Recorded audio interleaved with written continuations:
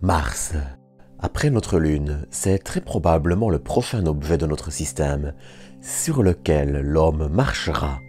Que ce soit dans 10 ans ou dans 50 ans, elle est en effet la meilleure destination après notre satellite. Son atmosphère pas trop épaisse et sa gravité plus faible permettent de faciliter les décollages depuis son sol, alors que l'atmosphère aide malgré tout à ralentir pour les atterrissages, même si ceux-ci font souvent appel à des rétrofusées. Mais lorsque l'on parle d'envoyer des humains vers Mars, et depuis quelques années déjà, il y a un projet qui est sur toutes les bouches, le Starship de SpaceX. Et il faut dire qu'il y a de quoi placer énormément d'espoir en lui.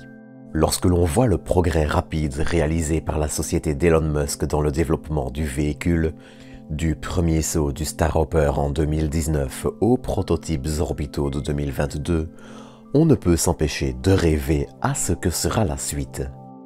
Si l'on ajoute à ça des contrats comme le HLS pour envoyer des humains sur la Lune dans le cadre du programme Artemis de la NASA, on comprend assez vite l'excitation autour du Starship. Mais bien sûr, ce qui fait le plus gros de cette excitation, ce sont les déclarations de SpaceX et d'Elon Musk qui présentent le véhicule comme celui qui emmènera l'homme sur Mars et fera de l'humain une espèce multiplanétaire. Mais, comme toujours, le chemin est aussi parsemé d'embûches et, comme toujours, il est bon de prendre du recul et regarder la situation dans son ensemble afin d'éviter de se fourvoyer. Et justement, s'il y a malheureusement un projet sur lequel cette phrase est vraie, c'est le Starship. Alors, pour cet épisode, je vous propose de voir si le Starship peut réellement atteindre Mars, quelles seront les difficultés et ce que l'on peut vraisemblablement attendre de lui. Mais pour ça, je vous donne rendez-vous juste après le générique et après vous avoir invité à vous abonner si vous ne l'êtes pas encore. Allez, on se retrouve juste après.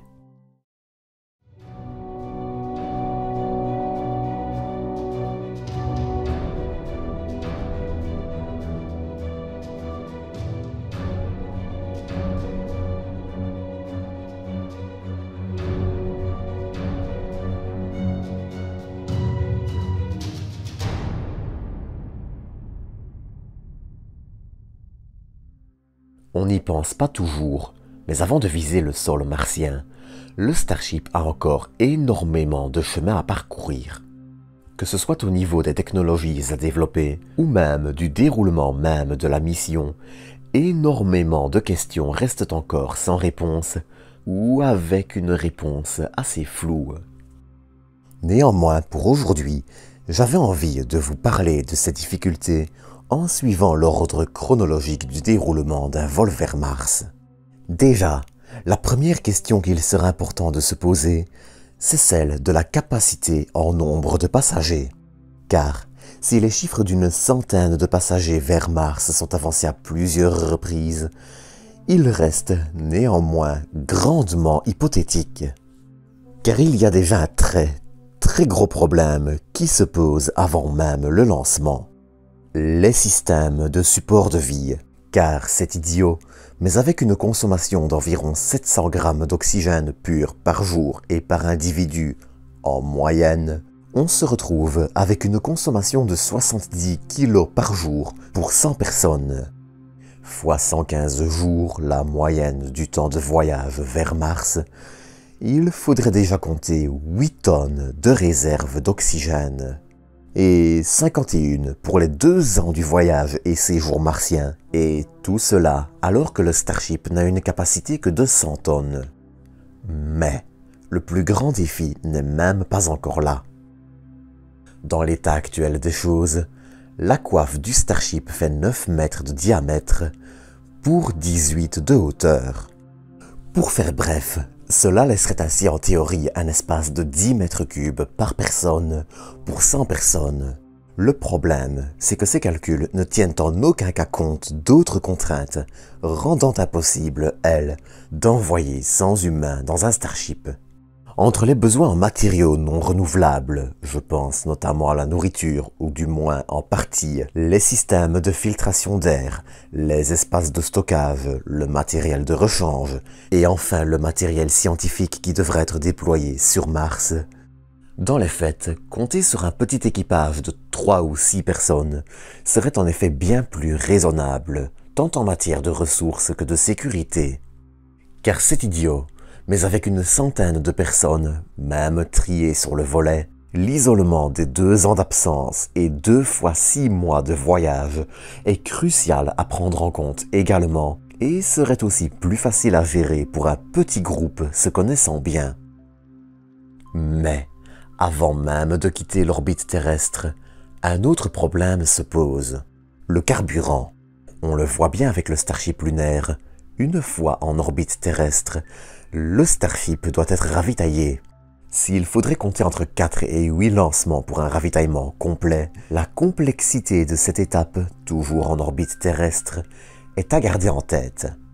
Mais une fois ces problèmes de base réglés, il en reste encore un majeur, le voyage et notre Soleil.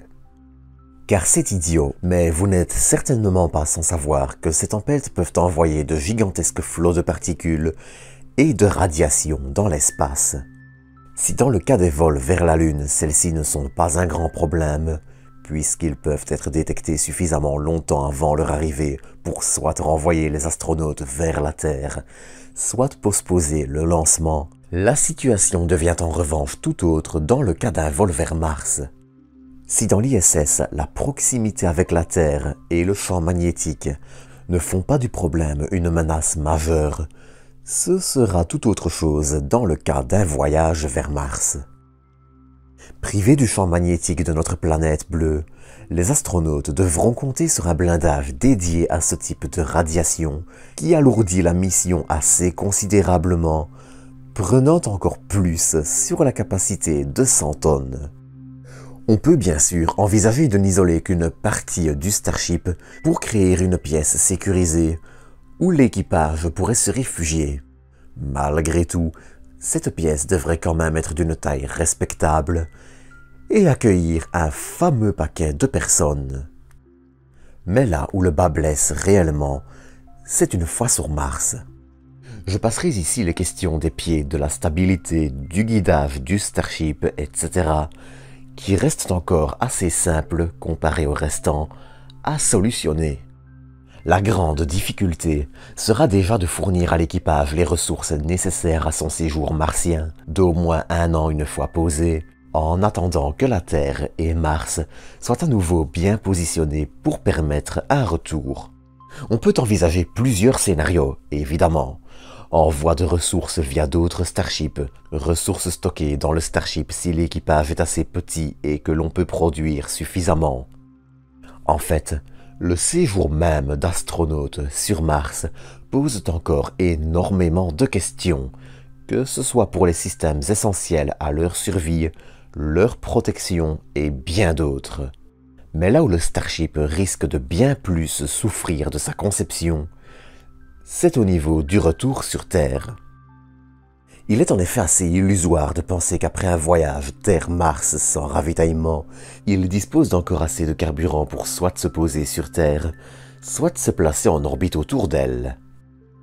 On peut bien sûr rêver devant ce genre d'image de Starship, avec tout le carburant qu'il lui faudra déjà produit sur place, et des humains qui arrivent dans une base déjà construite. Mais le fait est que malgré les avancées de la robotisation, il est illusoire de penser que de telles infrastructures puissent être construites sans intervention humaine. Alors oui, bien sûr, l'expérience MOXIE, installée sur le rover Perseverance, a réussi à produire 5 grammes d'oxygène sur Mars. Mais on ne parle ici que d'oxygène, alors que le Starship a aussi besoin de méthane, et qu'il faudrait de gigantesques installations pour espérer produire, pressuriser et ravitailler de carburant un Starship. D'autant qu'il ne faut pas oublier que SpaceX n'entend pas développer tout ça, mais juste un moyen de transport. À côté de ça, Des projets de mission martienne utilisant des capsules plus petites et des atterrisseurs plus modestes permettent tout aussi bien d'acheminer du matériel aux astronautes et nécessitent un peu moins de se pencher dans la science-fiction pour y arriver. Car si les idées d'Elon Musk ont l'avantage de faire de la bonne communication, elles sont hélas peu réalistes, tant économiquement que techniquement. Pour un voyage martien, les pistes à explorer viendraient plutôt de stations comme la LOPG, utiliseraient une propulsion électrique et seraient à la fois bien plus fiables puisque composées de modules non limités à une centaine de tonnes de charge utile puisqu'assemblés en plusieurs lancements. Alors bien sûr, je ne dis pas que le Starship ne jouera aucun rôle dans l'exploration de Mars. Il pourrait même être très utile pour l'envoi de matériel par exemple. Mais il faut aussi faire la différence entre des coûts de communication et la réalité du terrain. On peut bien sûr envisager que le Starship permette de lancer des modules en profitant de sa grande coiffe, qu'il puisse effectuer des ravitaillements, etc. Mais le fait est que nous sommes encore très loin à l'heure actuelle de savoir à quoi ressemblera une mission martienne, alors que nous n'avons pas encore testé la moindre forme d'habitat sur la Lune et que le retour d'expérience sur la LOPG d'Artemis sera aussi un point crucial. Dès lors, il est, je crois, important de ne pas fantasmer et de garder en tête que les difficultés à surmonter sont encore nombreuses et feront probablement d'ailleurs bientôt l'objet d'un épisode. Car c'est en ayant conscience des difficultés qui barrent une route qu'on peut espérer la dégager. Certes, le Starship a un potentiel, mais la réalité du terrain, la réalité technique et en y ajoutant encore l'économique, la politique et aussi le facteur humain, espérer envoyer des centaines de personnes vers Mars tous les 2 ans, d'ici 20 ou même 30 ans, est illusoire. Attention, je ne dis pas que nous n'irons pas sur Mars d'ici là. Je dis juste qu'il est important de modérer ses attentes, prendre en compte la réalité du terrain et encore une fois modérer ses attentes quant aux annonces de SpaceX. Sur ce, c'est ici que je vais vous quitter pour aujourd'hui. Comme d'habitude, j'espère que vous aurez apprécié cet épisode et je vous donne rendez-vous dans quelques jours pour un nouveau. D'ici là, prenez soin de vous, prenez soin des autres et à très bientôt pour de nouvelles doses d'espace.